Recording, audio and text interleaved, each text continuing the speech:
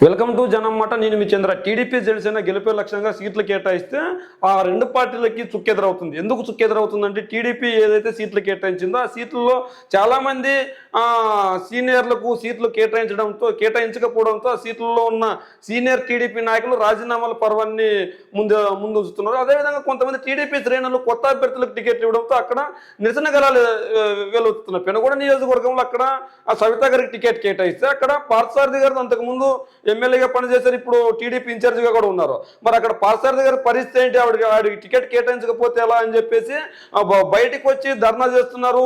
సవితా గారు కావచ్చు, చంద్రబాబు గారు కావచ్చు, లేదంటే టైర్లు కాలుస్తున్నారు, టీడీపీ దిష్టిబొమ్మలు కాలుస్తున్నారు, ఇలా చేస్తున్నారు. అయితే వైఎస్ఆర్ కాంగ్రెస్ పార్టీ సీట్లు మార్చినప్పటికీ వాళ్ళ పార్టీకి దూరం అయ్యారే కానీ ఎక్కడే కానీ వాళ్ళకు మొదటిగా కార్యకర్తలు ధర్నాలు చేసిన దాఖలాలు లేవు. ఇక్కడ వచ్చిన చిక్కు ఏంటంటే టీడీపీ అభ్యర్థులు మారుస్తుంటే టీడీపీతో అభ్యర్థులతో పాటు కార్యకర్తలు కూడా నిరసన గలాలు వెలువెత్తుతున్నారు. ఈ నేపథ్యంలో టీడీపీకి నాయకులు మాత్రమే దూరం అవుతారు. ఇన్ని రోజులు అంచనా వేశారు.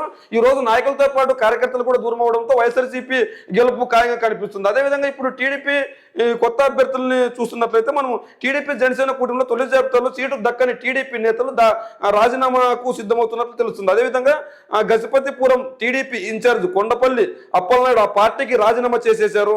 అదేవిధంగా కొండపల్లి శ్రీనివాసరావుకు టికెట్ కేటాయించడంతో ఆయన పార్టీని వీడారు. అదేవిధంగా విశాఖ పశ్చిమ సెగ్మెంట్ టికెట్ రాకపోవడంతో పాచర్ల ప్రసాద్ టీడీపీకి గుడ్ బై చెప్పారు. రాయచోటి టీడీపీ టికెట్ దక్కకపోవడంతో రమేష్ రెడ్డి అనుచరులు రాజీనామాకు సిద్ధమయ్యారు.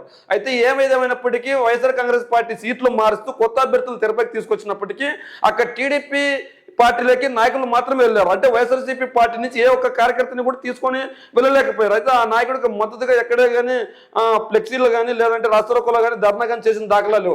అంతెందుకు మంగళగిరి నియోజకవర్గంలో ఆళ్ల రామకృష్ణారెడ్డి గారు రాజీనామా చేసి ఆళ్ల రామకృష్ణారెడ్డి గారితో పాటు వైఎస్ఆర్సీపీ కార్యకర్తలు మొత్తం కాంగ్రెస్ పార్టీలకు తీసుకెళ్తారని ఒక ప్రచారం నడిచింది. అయితే ఆళ్ల రామకృష్ణారెడ్డితో పాటు ఎటువంటి నాయకుడు వెళ్ళలేదు, ఎటువంటి కార్యకర్త వెళ్ళలేదు. మేము ఆళ్ల రామకృష్ణారెడ్డి అంటే మాకు ఇష్టమే, ఆళ్ల రామకృష్ణారెడ్డి గారి కోసం పనిచేసాము.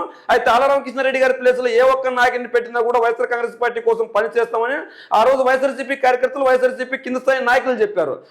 ఆళ్ల రామకృష్ణారెడ్డితో పనిచేసిన ప్రతి ఒక్క నాయకుడు చెప్పారు.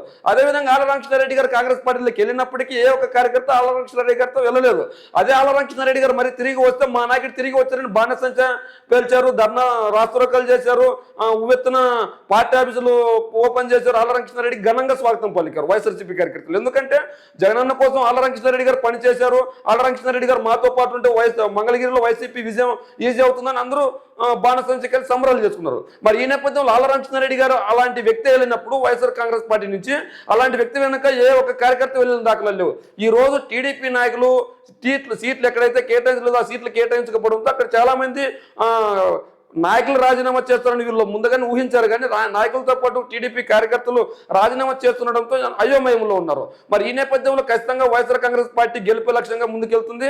మరి టీడీపీ నాయకులు రాజీనామాని మీరు ఎలా చూస్తారు? మరి టీడీపీ నాయకులు వెళ్తారని మీరు ముందుగానే గ్రహించారా? మరి టీడీపీ నాయకులతో పాటు ఈరోజు టీడీపీ ఎన్నో సంవత్సరాల నుంచి పనిచేస్తున్న కార్యకర్తలు సైతం ఈరోజు టీడీపీ పార్టీని చిదిరించుకుంటుంది. మరి ఇది ఇప్పటికీ ప్రస్తుతానికి కేటాయించింది 99 సీట్లే. జనసేనకి 24 సీట్లు ఇస్తామని చెప్పారు.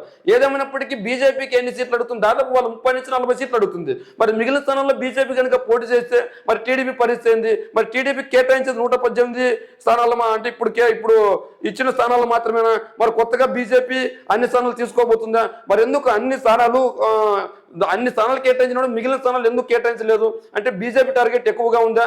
మరి ఈ నేపథ్యంలో టీడీపీ పార్టీలో టికెట్లు దక్కని వాళ్ళ పరిస్థితి ఏంది? మరి టీడీపీ నాయకులతో పాటు కార్యకర్తలు ఎంతవరకు వెళ్తారు? మరి టీడీపీ నాయకులు ఇంతవరకు వెళ్ళిన వాళ్ళు ఎందుకు ఇలాంటి చుక్కెదురు పడుతుంది? అయితే ఈ విధంగా రాష్ట్రంలో చర్చలు అయితే జరుగుతున్నాయి. మరి టీడీపీ నాయకులు టీడీపీ పార్టీకి గుడ్ బై చెప్పడంతో పాటు వాళ్ళ వెంట టీడీపీ ఎవరైతే టీడీపీ కోసం పనిచేసిన వాళ్ళ కార్యకర్తలను కూడా తీసుకెళ్తున్నారు.